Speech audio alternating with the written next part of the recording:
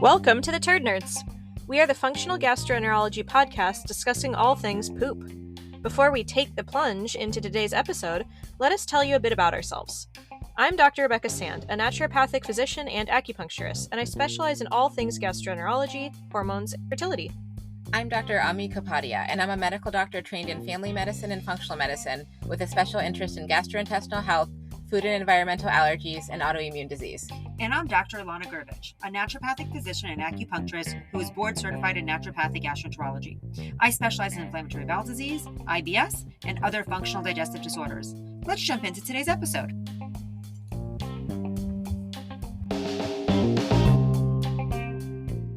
The following discussion is for educational purposes only and not intended to diagnose or treat any diseases or conditions.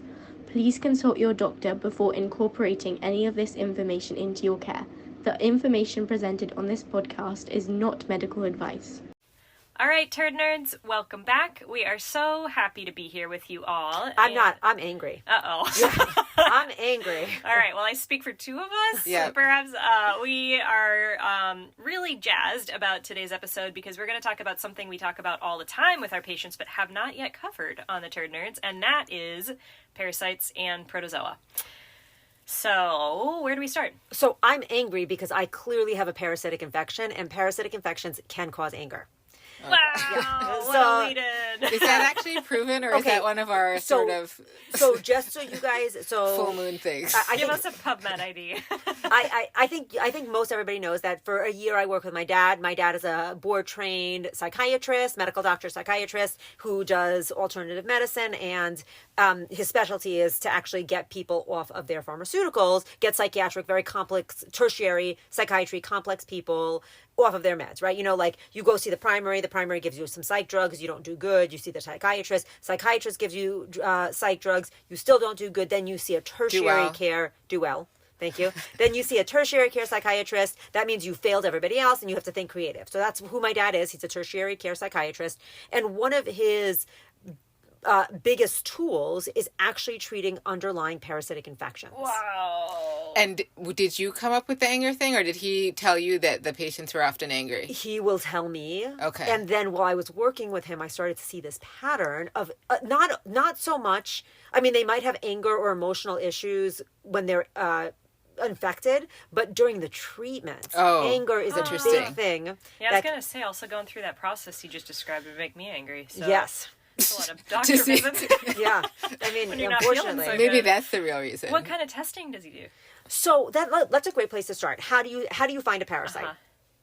I think it depends on who you ask. There is the most conventional model, and the most conventional model would say the only way to find it is an O&P. Yep. Although that has changed, and now our standard for a lot is more of these DNA-based tests, even in regular medical care. So let's just talk about what it is. What is an ova and parasite test? I like to describe it as looking for a needle in a haystack, right? Yep. So you take... someone who's currently being done by someone who has not been trained to look for a needle in a haystack. Yep. Unfortunately, yeah. And who's not used to seeing or identifying needles. Because we don't think we have needles in the U.S. In the West. Not even the U.S., in the West. True, yeah. So, you take a stool sample and you put it in a little container. You take parts of your stool sample, put it in a container, mix it up a little bit, and then you send that to the lab. The lab tech will take a drop of that stool, magnify it 10,000 times. Literally, it's a 10,000 time magnification. Look at that picture, and then look at 10 different spots that are 10,000 time magnified. Mm-hmm. So if they find an egg or a parasite, then they're going to be like, you have an infection. So it's a very specific test. It's a very non-sensitive and test. It very much depends on the training of the person looking at the sample, of which I think we have one lab in the country where some of us feel it is helpful to send those tests to. I don't even think people agree on that one lab. That's true, which is why I said some of us. I'm sitting here and I'm like, I don't use that lab. Yeah. But here's the thing. Like, if that test is positive, like what Dr. Sand said, you are definitively positive. You've got it. You visualized You have visualized it. Yep. It's a definitive positive. Yep. It just misses a lot. If it's not positive, it's not negative. It's just not definitively positive. Yep. That's super important because it basically says if you find it, you got it. Yep. Right. So now there's like the new field of testing, which Dr. Kapadia was just talking about, where you're looking at DNA PCR fragments. Like a COVID test. The current Giardia cryptosporidium testing is based on that, right? The antigen testing. At the moment. Okay. And so what that test does is they are taking your stool and they're basically running it through AI or so, I mean, kind of, yeah. They're running. Yeah, I don't know. Through. Probably be better. I've never worked in a lab, so Me I neither. don't know. But they're looking for, depending on the testing and, depending on the standard labs or the functional labs, they all have their own, what's known as a library. And so that is, what does their software know how to identify? And so they take their library and they're either looking for like 3 or 4 DNA fragments that happen in this parasite in order, or they're doing this thing called whole genome sequencing that is supposed to be more sensitive, where they break it all down and put it together, and they're seeing what that is. But that is significantly more sensitive, so you have less false negatives than the ova and parasite testing. Yep. Do you still have false negatives? Yes, because the other thing that happens is biofilms, right? This biofilm involved, like when we have biofilms, which I think that all of us have to a physiological point, and many of our patients have to a pathologic point. When you have biofilms, there's a lot of things that are hiding underneath that biofilm. The way I talk about it, the way I describe it, and we have multiple biofilm episodes, the way I describe it is if you're taking an inventory of who lives in the city, you can only count the people in the street, right? Yep. You're not going into everybody's house and counting all the people in the house. So what happens is that biofilm is the house, and there's a lot of things hiding behind it. And so if you're not provoking, then you might be missing it. This is one of the reasons why I'm a big fan of when I'm looking for parasites, I do a provocation where I try to break down their biofilm with some kind of pharmaceuticals or enzymes or something to see if I can get the stool coming out. I would also think that there's variable shedding of the organisms in the stool sample, and we're checking one stool sample. So it's just a tricky thing to pick up, especially if it's a chronic case where it's not necessarily like a diarrheal illness. I think it's easier in the acute Totally. the acute phase to pick it up than someone who's been sick for 5 years and we're like, they might have Giardia from... They probably go in cycles, too. Yeah. There are stool samples where, for sure, you'll pick it up, and then they may have it, different stages of its replication cycle. You're not going to pick it up as much, so, too bad if that was your sample. And there is this belief in medicine that basically says if you have an acute parasitic illness, most people can resolve it on their own. That is the conventional belief is most people can resolve it on their own. I had a patient who he's in my circle of friends, and he has this really, really intensely beautiful dog, and we all went camping together. What a description. I mean, this dog is like strong. Painfully beautiful. It really. I I think right now I'm in that dog. I thought you said intensely. Yeah, intensely I know. painful. Like, like the dog is stunning. Like, okay. The dog is, what kind of dog?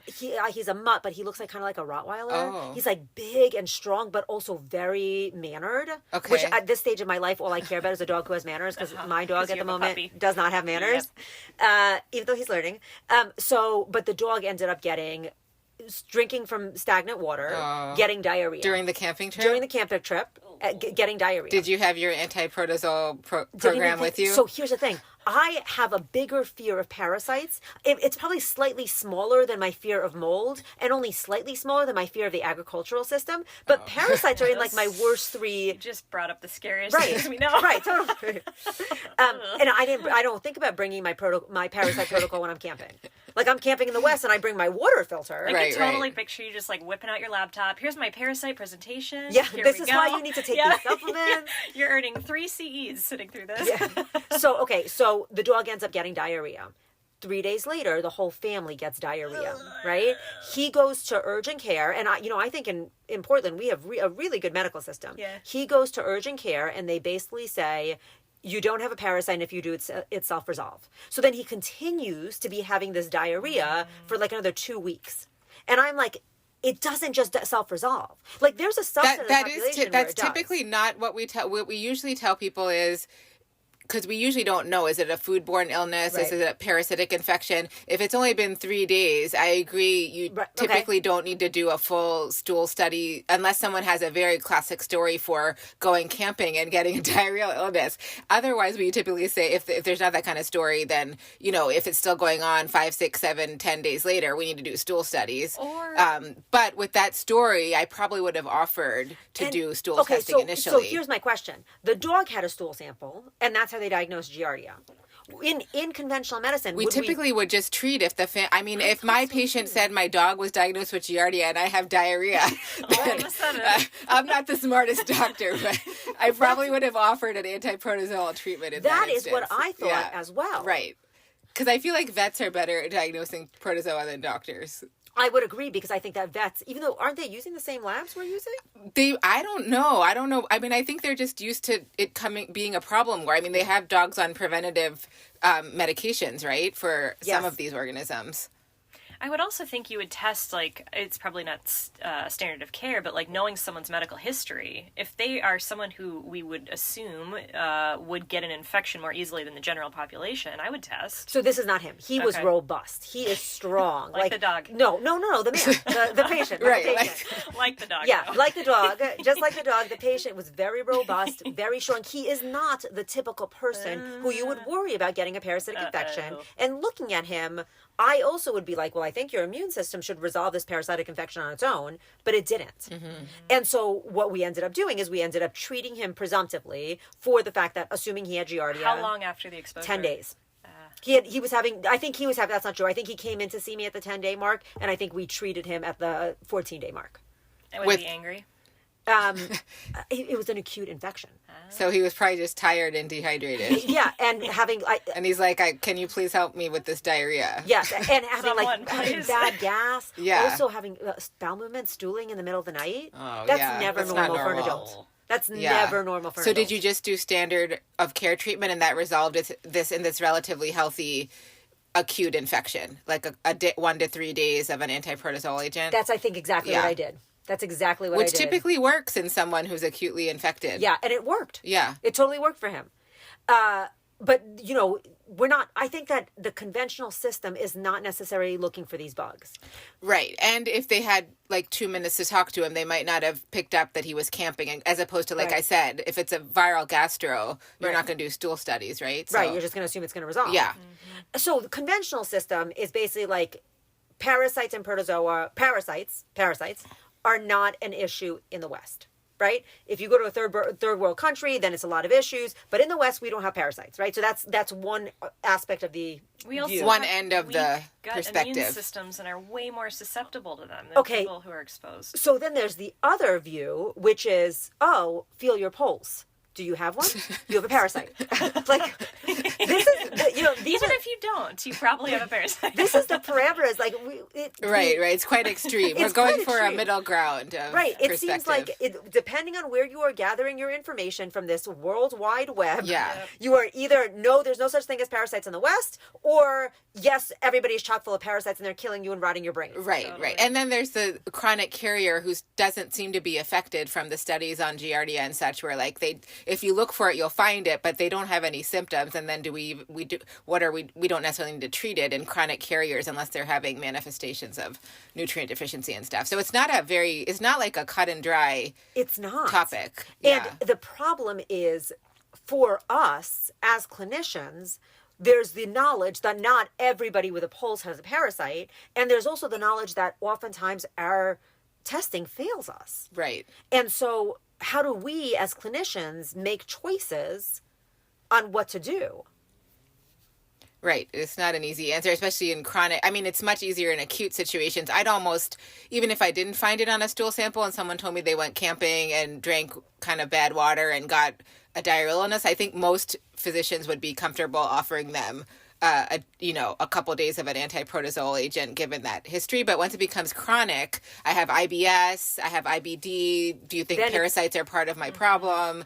This is a much less clear-cut picture. They might have been on prednisone, and immunosuppressants, and then it's like, okay, what is going on? And that is I think, at least for us, like in the functional medicine, naturopathic world, that's who we're dealing with. The people who have been dealing with this for a long Falling time. through the cracks. Right. It's funny, though, how comfortable doctors are giving antibiotics, but when it comes I know, to parasites, it's an protozoa, interesting thing. But so I ran it by one of my urgent care colleagues once who I very much respect. He's had 30 years in internal medicine. I was like, what do you think? Like, if this person failed all these things and like, what do you think of me giving a couple of days of anti-protozoa? She's like, I mean, I would. And I was like, okay, that makes me feel better because you've been doing this for a lot longer than me. So yeah, I mean, you're right. We do. And I think it's just, I don't know why, but that's just been kind of the standard of care for so long. I think it's probably part of the belief system that we get a lot of bacterial infections. We don't get a lot of protozoal infections here, you know? It's just kind of how it's been. I don't know why.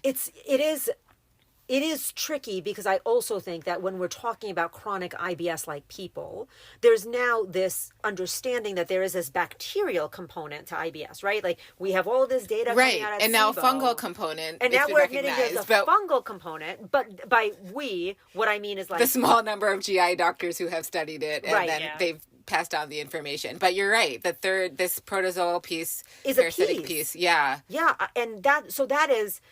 And, you know, it's especially difficult. Like, we're talking about the struggle for us as clinicians to navigate this, but patients? I know. Like, the problem about patients navigating this is they're trying to help themselves. And they live in a world where they actually have information at the tip of their fingers in an effort to help themselves. But what they don't have is reliable testing to help themselves. Right. Or a clinical team that's aware that this is even a thing. Yeah.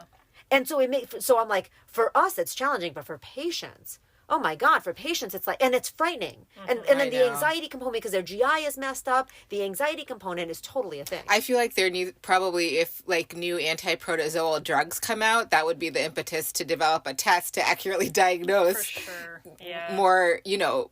Yeah, because now people just find these parasite cleanses and stay on them forever. So I think we're going to let's talk about treatment, like maybe next episode. For sure. But, I have a lot of questions on it. Which of the findings on labs are like definitely treat, you have to treat? Like Giardia, Blasto, Crypto. What are the absolute, like, serious ones? So Entamoeba histolytica, right? So parasites present in different ways. Like there are some, like Entamoeba histolytica is a parasite. I imagine it like almost a what's that screw thing that like breaks down cement, or like maybe a jackhammer.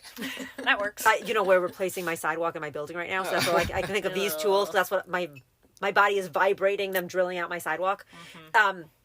So I imagine Entamoeba histolytica like a jackhammer, right? It is literally going into the intestine and like causing ulcers in the mucosa, right? You're gonna have bleeding, you might have some anemia, you're gonna have chronic pain, you're gonna have mucus. Like that is like you have to treat that. Sounds like a problem, right? Giardia and Crypto are the other two that are very high on my list. Giardia, I feel like most people agree if you find it in someone symptomatic, you should treat it. Cryptosporidium is sort of like, we should be able to clear it, but a lot of our patients, like you guys said, are immunocompromised or they've been on various medications and such. So if they are symptomatic, we all treat it. So Giardia and Crypto don't actually cause like ulcerations or changes to the mucosa. Right. What they do, which is very interesting, is they change the whole microbiome and the environment. They eat bile salts. Basically. Yeah. Explain that. The Giardia. We talked about that we in did. the bile acid malabsorption episode, that Giardia will eat bile salts. Deconjugate bile salts? Yeah, making it, all those problems. Yep. So the trick with that is you might not have bleeding. Mucus is another one. So let me tell you what I think of when I'm thinking about mucus, and you guys tell me what you're thinking about. Because mucus is this thing that is transient, right? Yeah. You can have mucus in a stool that's associated with something happening that will then leave. So there's this transient nature to mucus. So if you're having consistent mucus, I'm like, okay, there's either some kind of microbiome changes. It's irritation. In the same way that your sinuses make mucus when they're irritated, so does your colon. So you can have retained stool from like constipation that ferments, it irritates the cells lining your colon, you get mucus. But like either way, something's there that your gut doesn't like. Right. So and if it comes and it goes, that's not a flag for me. Yeah. Is it a flag for you? No. If we're just basing off mucus. Yeah. Blood. Blood is Don't like generally a flag unless you see actively bleeding hemorrhoid in a relatively young, healthy person. And so by A lot of caveats with that one. my follow-up with blood is it in the stool? Is it in the water? Or is it on the toilet paper? Because on the toilet paper, I'm more likely to assume it's a hemorrhoid. But if it's in the stool, like if they're looking at their stool and it's lined with blood, Right. or if it's in the toilet bowl, flag. Yeah. For I sure, mean, flag. it's just a good idea to check. And we, as we've talked about in the hemorrhoid episode, have someone who can easily explore this for folks and just confirm, yes, absolutely, hemorrhoids are maybe not. So get it checked out. I told you that I finally ordered an anoscope. Nice. Yeah, I mean, we had anoscopes. With your population. I know. I deserve this lecture. Yeah. I deserve this lecture. I am... Not that you can see that much, but at least you could, if it was at the end, I feel like you should at least look. I did that when I was your resident. I got to this place where I was like, let's be honest, Yeah. I don't look at this tissue very often. No, right? no. And it's an invasive exam. Yeah. And so... Just remember to hold it in. And remember, well, Don't so... take your hands off. Then I was like, well, why don't I yeah, just send you to the pops out. hemorrhoid people Yeah. or the colorectal surgeons? Totally. Right? This is tissue that Yeah. they're looking at all the Their time. eyes true. are trained. Except it's not true. I mean, it's not true. Like, the reality is if there's something grossly off in that tissue, I am going to be able to see it. Yeah. Like, because we know what that tissue should look like. Like fissure, hemorrhoid, fistula. Yes. Yeah. I will be able to see all of that. And if I see that, then I can punt the referral sooner. Yeah. And maybe, more appropriately. So a good I mean, idea. it's true. Like a lot of times you may not see the source, but at least you can say it's not in those last few inches. Right. Okay, what about blasto? Blasto. That's much Okay, more. I feel like Entamoeba, Giardia, Crypto, Yep. very clear Bad we news. treat. Yep. Blasto, Pentamonas, Hominis. Pentamonas hominis, what is it? Blastocystis hominis. Blastocystis hominis,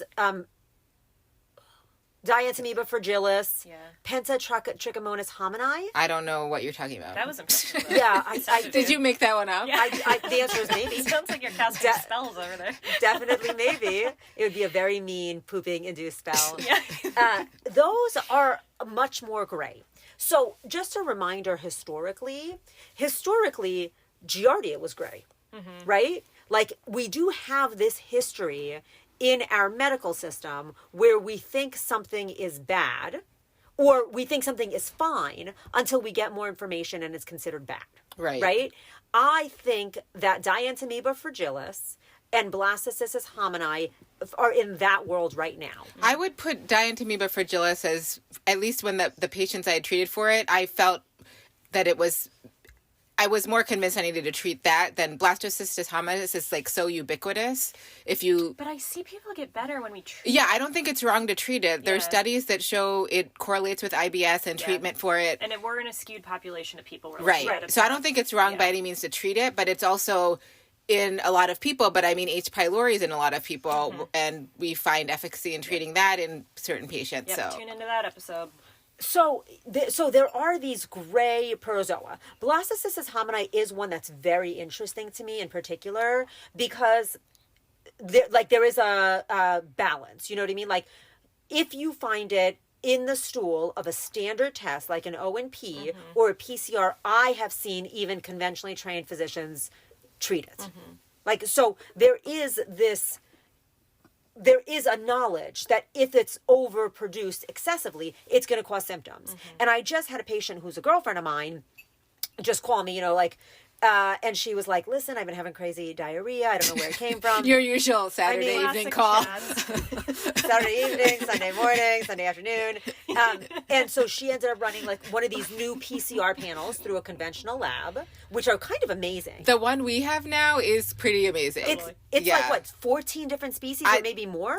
This one's even more. I thought I don't have access to this for anyone else. Yeah, I mean, it was amazing. So she ended up running all of and I was like, oh, Giardia. or, you know, in inner Portland, crypto, in Northwest Portland, virtually every year, as the leaves are falling into the reservoir, the Northwest Portland gets an email to say, please boil your water. There's a cryptosporidium infection. This happens every year. You get an email? If you live in Northwest Portland, you get an email and a text message, I think, now. Okay. Yes, every year. You don't live in Northwest, though. No, but our practice used to be there. So you used to get the email. No, I used to have the patients who lived in Northwest and would walk to the office. Okay. And so that happens every year. I'm just wondering why I'm not on the email list, okay? Because I've signed up for all the watershed. Well, I've signed up for all the watershed, you know, testing. It's like on their website too. I just wanted to be on the email list. I think once a month they report the ova and parasites in the water system here. They do, but it's always reported as quite low. So I'm just wondering about this other email list that I'm not on. I do think you need an address in Northwest Portland. It's okay. I'm quite careful with my water intake. I don't actually know if you could be any more careful. I brush with regular tap water now. Oh! Wow. Yeah. Do you think your microbiome is happier? I mean, I think in general it's happier, but it's always hard to say. Your nervous system, for sure. At ease. So there is, so Blastocystis homini is definitely more gray. So my girlfriend calls me. I'm assuming it's Giardia. We run all the tests. Everything comes up negative except for Blastocystis homini, right? On the conventional test. On the conventional, on this the crazy really good PCR. Okay. 14 species or 20 species. It might even be like 30 species. And this isn't her history. There was some kind of exposure that prompted. So she was like, I don't know what happened. Like all of a sudden I started getting diarrhea. She went camping? She did not. Okay. Everyone goes camping here. Yeah, I mean, it is so beautiful. I know, and they wash their dishes in the water. And that's cool, but ugh. Yeah, I mean, yes. It's another thing. I'll save the comments for later. The fact that we don't have I don't have access to my cell phone while I'm camping. It's very all good. happy. It's all good. Just you're gonna come back with Giardia. I had to go. Okay, I'm just gonna share one quick story. I had to go camping with my husband for a work trip a few years ago. It was like raining and cold, and I was thinking of my dad. I'm like, we did not move to this country to go sleep in a tent while it's raining. I have a house with heat and a sauna, and I'm out here in the freezing cold. I can't feel my toes. I'm with you. This is not... I do feel like my parents would probably have exactly that thought. They're like, we did not bring our children from the Soviet Union. It's like my brother-in-law tells my dad to take, like, TriMed. He's like, Justin, I did not move to America to ride the bus. Okay, come on. Back to the episode. Okay, so this girlfriend, what she thought the problem was she went to clean her Berkey water filter. So she's doing everything right. She has this really good filtration system. Yeah. She got this one filtration system because, do you guys remember, like a couple of years ago, maybe 10 years ago even, there was this article about the next big earthquake that's going to hit Portland? Yeah. No. Oh, wow. It's an ongoing thing. Yeah.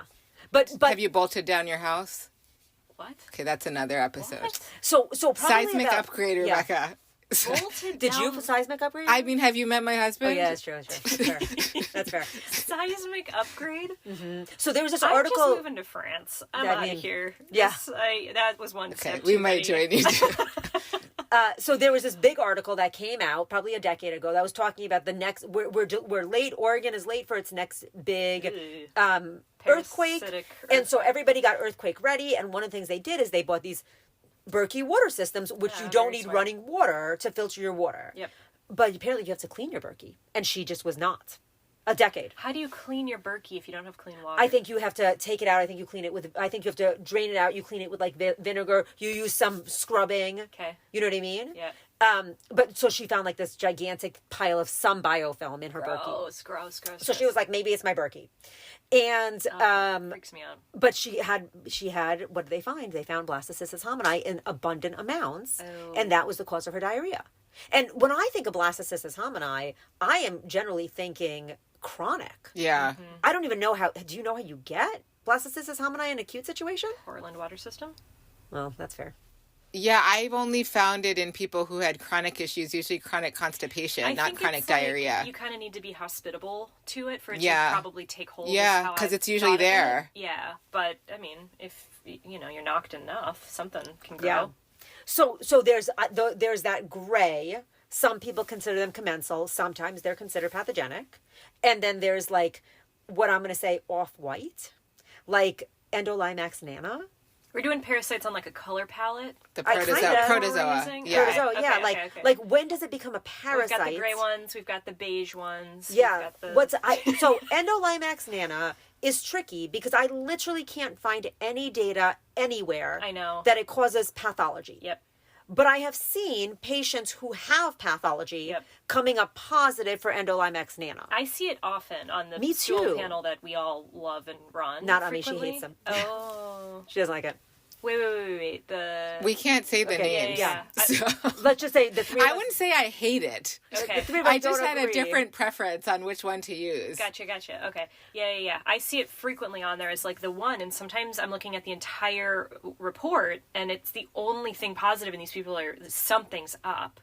Right. But I always take it again as that, like, you have something where this is growing a little bit better than it should. So I'm generally not just treating that. I'm like kind of like looking more broadly. We probably didn't catch the full extent of what's going on. This is just a glimmer, like tip of the iceberg on what's likely happening. Right, because it's hard to find what's actually there. So I would sometimes use that as a reason to try one of the drugs that I felt like are quite safe and had good efficacy Even for if you protozoa. just find like Endolimax. If the patient's very symptomatic and we have tried a million things, nothing has worked, I don't see a lot of harm in doing a short trial of tinidazole or paromomycin or something that we've used a bunch, just to see if we get any shift in their symptoms, just like we do for someone with chronic sinusitis. Like sometimes we'll try an antibiotic and sometimes it is miraculous and sometimes it's not. And so it's like a judgment call, kind of like we do with those types of low grade. Really work. I can't wait till we get into the treatment. I Yeah. have so many questions. I will tell you that I hear what you're saying, and every time I see that as being the finding, I do get a little knotted up inside. Yeah. Because I don't think there is a clear path forward. Right. There's not a guideline on what No. to do.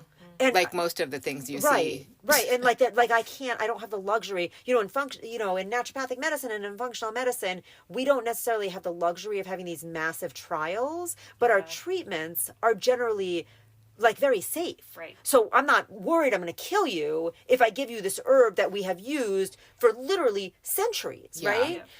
But with pharmaceuticals, Yeah, it's a different game. it's a different game. It's a different. I have a different comfort level with it. I do too, but the things like, we've talked about how we'll talk about it in the treatment section, but things like tinidazole have other, there's other reasons we use that for short courses that are similar and patients generally tolerate it. So it's like a And it's discussion short off-label use, talk to Yeah. the person about, if they're comfortable that you haven't seen significant side effects from using it for a few days and nothing else has worked for them in 20 years. Right. Do you want to try it? Versus, like, how many times have they been prescribed Doxy or Cipro? Or metronidazole. Exactly. Right. Very comfortably for weeks, Yeah. Potentially. Or months. Yeah. Exactly. But like we talk about often on this podcast, it does feel like some days our entire practice is fixing a long course of antibiotics that happened in the past and they've never been the same since. Right. So that is the other piece of it.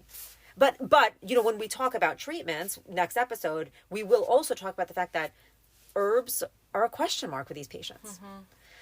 So I think that's how did we miss anything about how we view parasites? Well, I think we did a good overview of protozoa. We didn't talk a lot about worms, which is I think more of a Gross. you can get, of course, hookworm and things in certain parts of the U.S. and there is risk for different helminths in the U.S. But I think we see a lot more protozoa in our chronic GI patients than helminth infection. So we can, that might be a different episode.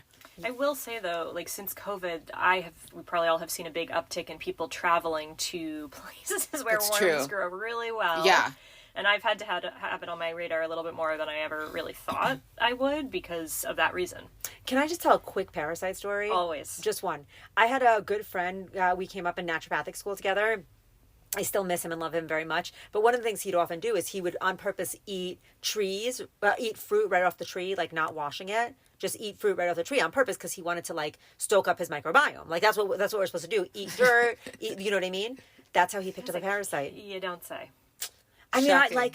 Do you know which one? What did he pick up? I think he picked up Giardia. Oh, okay. Wow. Yeah. That would be a weird one.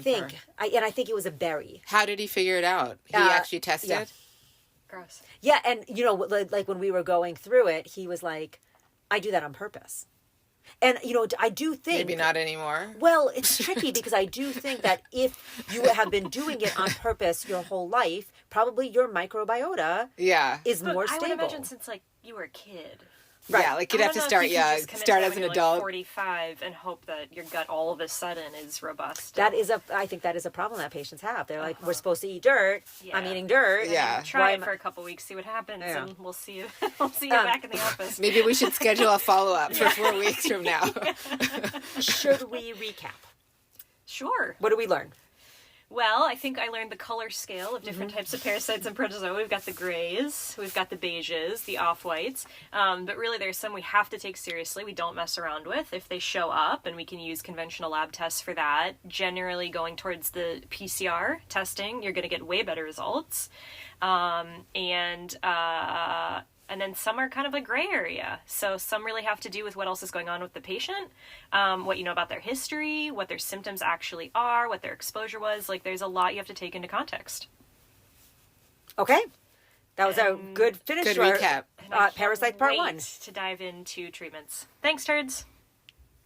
If you like this episode, please subscribe and don't forget to rate and review us to help spread the turd nerd word.